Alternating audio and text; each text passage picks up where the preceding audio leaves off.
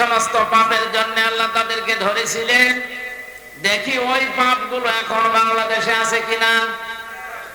আল্লাহ রাব্বুল আলামিন বলেন, ওয়াইলা মাদিয়ানা আখাহুম শুআইবা ক্বালা ইয়া কওমি ইবুদুল্লাহা মা লাকুম মিন ইলাহিন গায়রু قد جاءتكم بينة من ربكم فأوفوا الكيل والميزان ولا تبخسوا الناس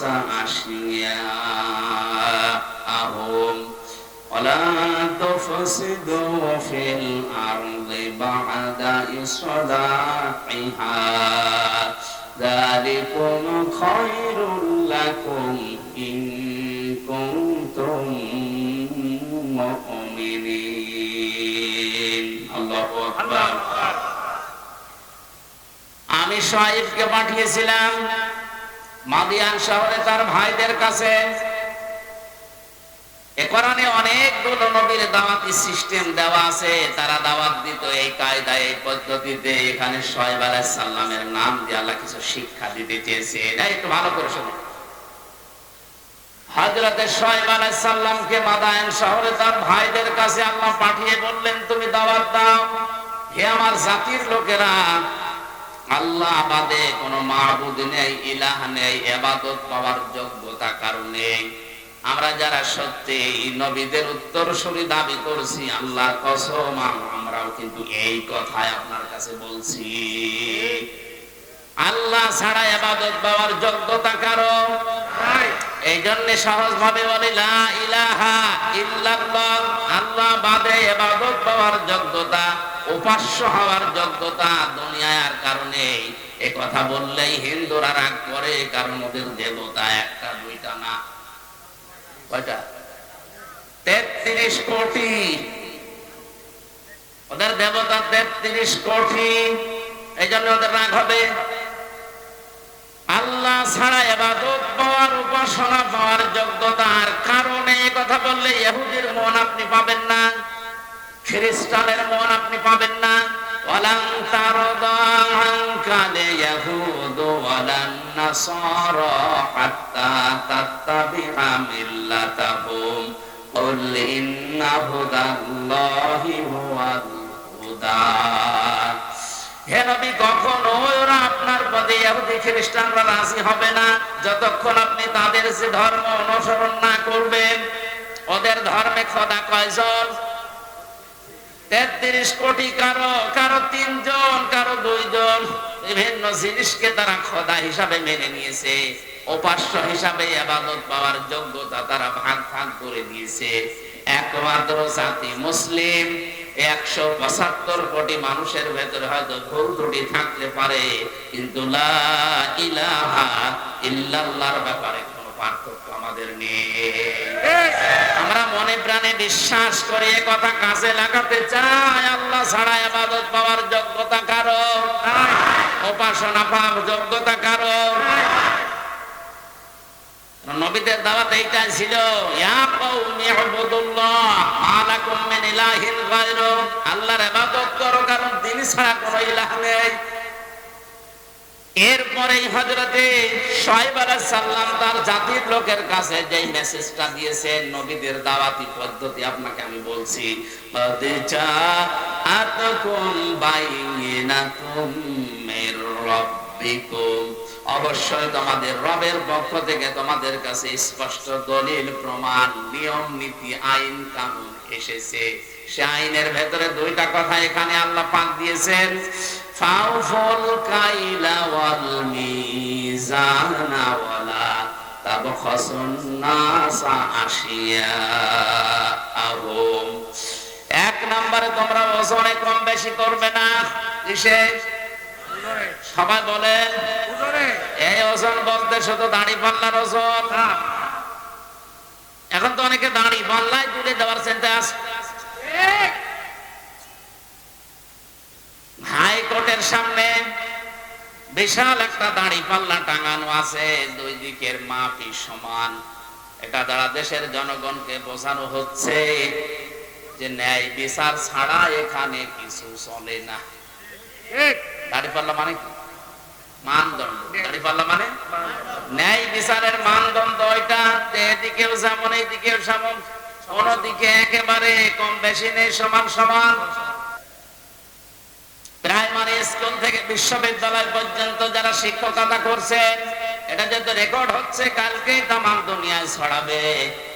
আমার বিশ্ববিদ্যালয়ের স্যাররা অনেকে মন খারাপ করে আমি জানি। আল্লাহর কসম, শিক্ষক যারা আমার মাথার তাজ, আপনাদেরকে আমি ভালোবাসি। আমি কোরআন আপনাদের কাছেই পড়েছি, যতটুকু আমি বুঝেছি আপনারা ওইভাবে বুঝেন না কেন? প্রাইমারি থেকে বিশ্ববিদ্যালয় স্যার পর্যন্ত যে যতটুকু পেয়েছে, ওজনে কম বেশি করা মানে নেওয়ার সময় বেশি নেয়, দেওয়ার সময় এদের প্রতি লানতকার। এই কথা বলা লাগবে, লানতকার।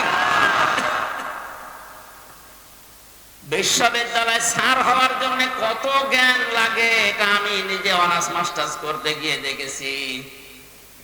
একজন ডক্টর 45 থেকে 50 মিনিটের একটা ক্লাস নেয়, কমপক্ষে 40-50টা বইয়ের রেফারেন্স তার দেওয়া লাগে, কারণ সামনে যারা বসে আছে ওরা গরু ছাগল না, সব মেধাবী। বিশ্ববিদ্যালয়ে গরু ছাগল চান্স পায়? বাংলাদেশের মেধা যাদের বেশি তারাই ওখানে যায়, আর তাদের সামনে বসে 40-45 মিনিট আপনি বক্তব্য দেবেন। সলিমদ্দি করিমদ্দির মতো না, কোনো কনসার্ট না, এক টান দিয়ে দিলাম, একটা দুলিয়ে দিলাম, হয়ে গেল না।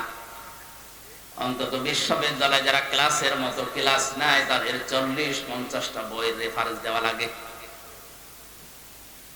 আমরা জানি ভার্সিটিতে কোনো বই ওইভাবে নেই, স্যারদের লেকচার গুলো থেকে লাইব্রেরিতে হাজার হাজার বই আছে, ওখান থেকে বাছাই করে প্রশ্নের উত্তর তৈরি করা লাগে। এই যে স্যাররা এই পর্যায়ে যেতে তাদের কত মেহনত করা লেগেছে, তারাও তাদের শিক্ষকের কাছ থেকে কত কিছু পেয়েছে। নেওয়ার সময় তারা তো ঠিক মতোই নিয়েছে, কিন্তু দেওয়ার সময় অধিকাংশ স্যাররা আমাদেরকে ওইভাবে দিতে চায় না। আজ প্রাইমারি থেকে আপনি তাকান, মাদ্রাসা বলেন, স্কুল বলেন, কলেজ বলেন, ভার্সিটি বলেন, সব জায়গায় ক্লাসে 45 মিনিটে যেটা দেওয়ার কথা ওইটা ঠিক মতো দেয় না, বলে প্রাইভেট করা, কোচিং করা লাগবে। এটা আপনি নেওয়ার সময় ঠিক মতো নিয়েছিলেন, দেওয়ার সময় ঠিক মতো দিলেন না, এইটাই ওয়াইলুল মুতাফফিফিন। আপনি তো নেওয়ার সময় ঠিক মতোই নিয়েছিলেন, যদি ওইভাবে দিতেন আমার আর প্রাইভেট পড়া লাগতো না, কোচিং করা লাগতো না। বেশি বলে ফেললাম।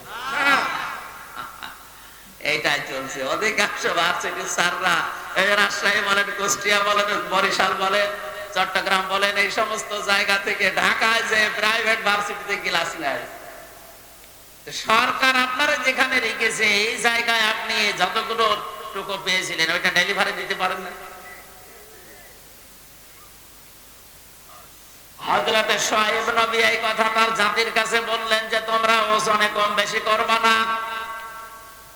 ওয়ালা তাবখাসুন নাসা আশিয়া, এক একটা শব্দের ভেতরে লক্ষ লক্ষ কথা এরকম পয়েন্ট আকারে আছে, যত টানবে তত বের হবে। আমার শরীরের দিকে, গলার দিকে আর ঘড়ির দিকে তাকে আমি খুব তাড়াতাড়ি করছি। ওয়ালা তাবখাসুন নাসা আশিয়াহুম ওয়ালা তুফসিদু ফিল আরদি বা'দা ইসলাহিহা। দ্বিতীয় নম্বরে, দুনিয়াতে শান্ত হয়ে যাওয়ার পরে অশান্তি করার জন্য পায়তারা করবা না, যেটা সবচেয়ে বেশি চলছে এই বাংলাদেশে। যালিকুম খায়রুল লাকুম, এইটাই ভালো কাজ। ইন কুনতুম মুমিনিন, যদি মুমিন বলে দাবি করে থাকো। ওজনে কম বেশি করা আজকে থেকেই বন্ধ করা লাগবে। এই ওজনে কম বেশি মানে খাদ্যে ভেজাল দেওয়া আছে, এখন বলেন না কেন? আজ হাজারো মানুষ নিজের সন্তান, নিজের বউ, নিজের মাছ এগুলো খাবে, ওগুলোতে ফরমালিন দেয় না, বিষও দেয় না, ঔষধও দেয় না, ওগুলো দেয় শুধু তাদের যেগুলো অন্যরা খাবে। যারা ফরমালিন দিচ্ছেন, বিষ দিচ্ছেন, ঔষধ দিচ্ছেন, এগুলোর কারণে যে ফলগুলো তরতাজা দেখতে মনে হয়, ধোঁকা খেয়ে আমাদের মতো মানুষ আমরা কিনে নিয়ে আসি, আমাদের কিডনি নষ্ট হয়ে যায়। এক কথা বলেন, এগুলো যারা করছেন ওই ব্যবসায়ীরা, আপনার দ্বারা